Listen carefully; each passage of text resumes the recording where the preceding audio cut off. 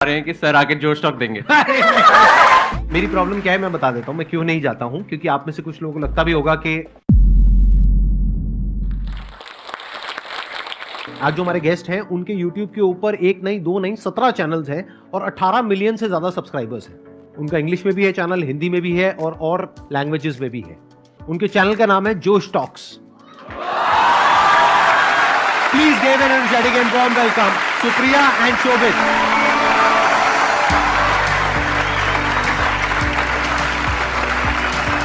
Hi. Hello. How are you doing? Fantastic.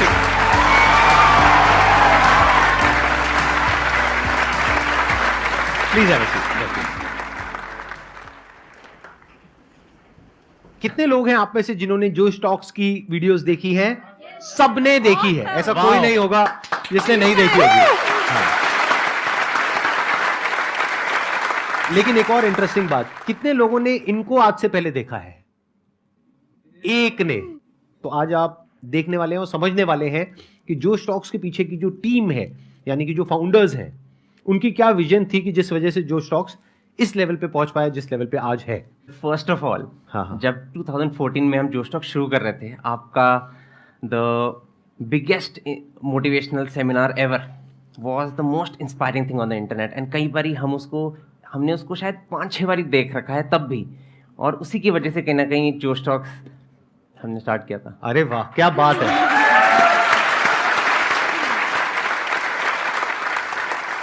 और आप दोनों कैसे मिले? तो एक्चुअली हम लोग एक बर्थडे पार्टी पे मिले थे और वहां पे आपका डिस्कशन ये हो रहा था कि हम जो स्टॉक शुरू करेंगे। देखो एग्जैक्टली देखो कितने कोई अजीब हो सकते हैं कि बर्थडे पार्टी पे भी दो लोग मिल रहे हैं और यही डिस्कस कर रहे हैं कि हम लोग आई थिंक 20 साल के थे। तो ये क्वेश्चन सबके दिमाग में आता है राइट, कि करियर में आगे क्या करें, प्लेसमेंट्स के लिए बैठे या ना बैठे, खुद का बिजनेस शुरू करें या ना करें। तो हम लोग भी यही डिस्कस कर रहे थे कि सब लोग इतना कंफ्यूज्ड हैं और कोई एक प्लेटफॉर्म नहीं है जो लोगों को डायरेक्शन दे सके।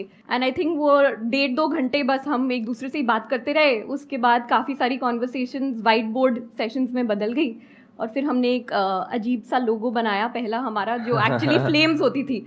तो हमने जोश को लिखा और उसके साथ आग लगा दी एंड वी सेड कि बस यही करना है। आपको था शुरू से कि आग लगानी है। लोगों में आग लगानी है। हाँ, ठीक है। आपने जो अपना ये चैनल शुरू किया था वो इंग्लिश में किया था, लेकिन आज की डेट में हिंदी वाला जो आपका चैनल है वो सबसे बड़ा है, उस पे ज्यादा सब्सक्राइबर्स हैं और इंग्लिश वाले पे कम है कंपैरेटिवली। हमने जब इंग्लिश में शुरू किया वो हमारा स्टार्टिंग पॉइंट था, लेकिन जो हमारी ग्रोथ हुई वो एक्चुअली हिंदी की वजह से हुई। फिर हमने 6 और रीजनल लैंग्वेजेस में लॉन्च किया, तो मराठी, तमिल, तेलुगु, मलयालम, पंजाबी, बंगाली। तो आज की डेट में जो स्टॉक्स 10 लैंग्वेजेस में है। मुझे वो दिन याद है जो पापा की स्टार्टिंग वाले थे, इतना डर लगता था कि क्या कर रहे हैं, यूट्यूब चैनल बना रहे हो। और तब यूट्यूब बड़ा नहीं था जैसे आज है, तो किसी को समझ नहीं आ रहा। हम घर पे भी बात करो, बोल रहे तुम क्या कर रहे हो, मतलब ये क्या करने की कोशिश कर रहे हो। और जब स्पीकर्स को इनवाइट करना था तो बहुत ही फनी। तो हमारे फर्स्ट स्पीकर जिनको मैंने कोशिश की थी इनवाइट करने की, वो थे पापा सीजे, जो एक बहुत ही बड़े कॉमेडियन, स्टैंड अप कॉमेडियन है। स्टैंड अप कॉमेडियन है। तो सुप्रिया और मैं क्या करते थे, उनके सारे शोज देख के ना कहाँ कहाँ पे शोज हो रहे हैं वहां चले जाते थे। अब टिकट लेने के पैसे तो थे नहीं, तो हम क्या करते थे, शो के बाहर वेट करते थे। तो हम 4-5 शोज गए। जो 5वें शो गए ना, वो हो रहा था साइबर हब में, और बाय चांस उस दिन उनका असिस्टेंट नहीं आया था। तो शो के बाद उनको अपना 1-2 बैग खुद उठा के लेके जाने पड़ रहे थे, और सुप्रिया में भाग के गए। हमने एक बैग पकड़ लिया और हमने बोला हम आपको गाड़ी तक ड्रॉप कर देते हैं, हम फैंस हैं। और वो 4 मिनट की वॉक में from the auditorium till dropping him to his car, we convinced him कि आप जो स्टॉक्स में आके टॉप। क्या बात है।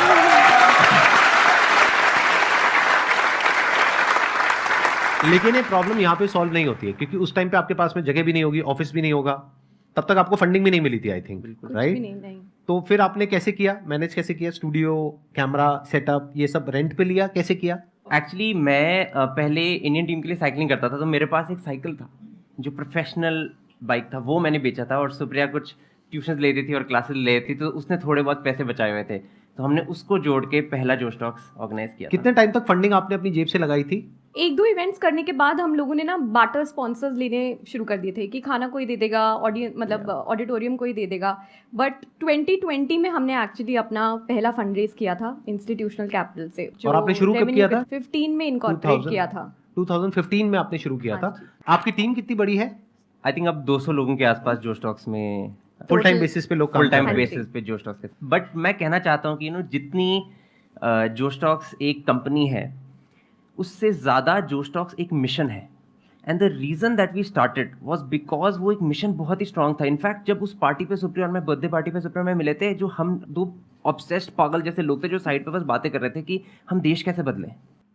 मुझे एक यूज़र ने फ़ोन करके मुझे बोला कि जोश टॉक्स ने मेरी लाइफ में क्रांति की है, revolution, and that was the mission of जोश। सो जितना एक वैल्यूएशन या एक फंडरेज मायने रखता है कुछ बड़ा करने का, उतना ही आई थिंक मायने ये भी रखता है कि वो संस्था हमने बनाई ही क्यों, उसका पर्पस क्या है इस दुनिया में।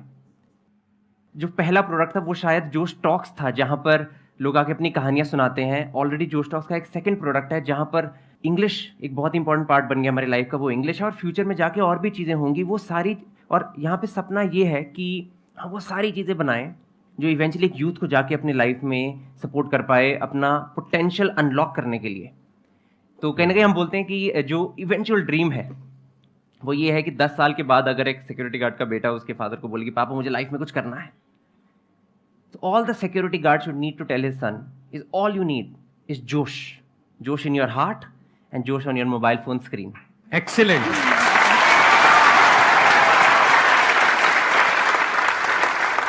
Q&A सेशन शुरू करते हैं। मेरा क्वेश्चन ये है कि जब आपने ये करना स्टार्ट किया तब आपके पास ऑब्वियसली काफ़ी सारी डिफ़िकल्टीज आई होंगी, फेल्यूर्स आए होंगे, तो आपने इस सब से कैसे डील किया? मैं इसको और थोड़ा एक्सटेंड कर देता हूँ क्वेश्चन को कि आपने अपनी पूरी जर्नी में जब तक आपने फंडिंग रेज नहीं करी थी तब तक सबसे बड़ी प्रॉब्लम कौन सी फेस करी? यानी क्या कोई ऐसा पॉइंट आया जब आपको लगा कि अब आगे नहीं हो पाएगा? आई थिंक आज भी वो पॉइंट्स आते हैं। तो ये ना बोलना कि सिर्फ पहले वाले दिनों में फेलियर होता है, आई थिंक हर रोज़ अगर आप एक बिजनेस चला रहे हैं रोज़ उतार चढ़ाव होते हैं और फेलियर तो बार बार ही आता है, बट वो फेलियर से डील करने की क्षमता बढ़ जाती है ओवर टाइम। बट जो पहला आई थिंक हमारा जो फेलियर था ना, जिसमें मतलब रोने निकल गए थे, वो था जब हम लोग लीव कर रहे थे 2016 में, जो त्यागराज स्टेडियम में था।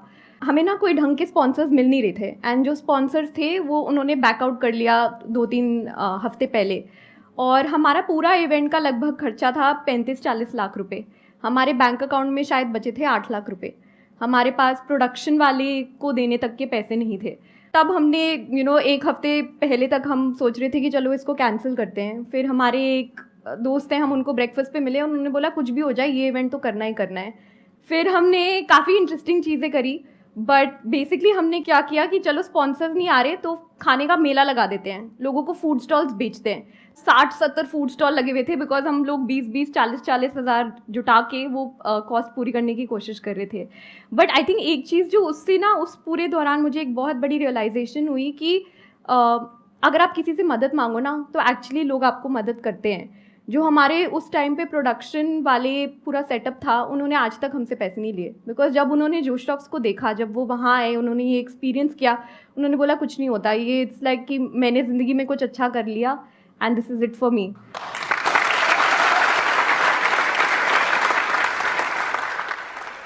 मैम, मैं आप दोनों से यही चीज़ पूछना चाहता हूँ, लाइक इतने बड़े लेवल पे आप दोनों काम कर रहे हो, आप दोनों के बीच में कभी ना कभी क्लैश तो हुआ होगा, लाइक कभी ना कभी अभी आते हुए भी हुआ था।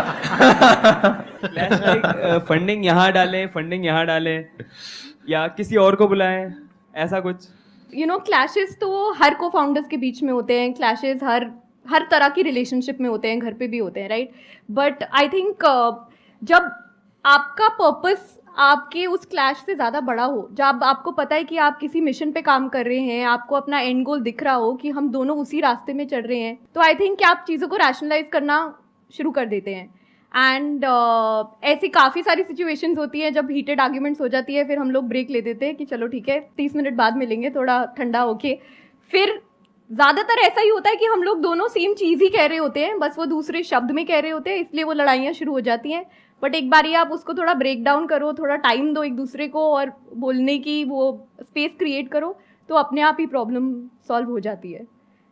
आपकी सबसे लंबी लड़ाई कब तक चली है? मतलब कितने दिन तक चली है या कितने टाइम तक चली है? ऐसा कभी हुआ आई नहीं। थिंक वो नियर बाय वाले ऑफिस में हुआ था ना एक बारी। क्या हुआ था? एक बारी लंबी चली।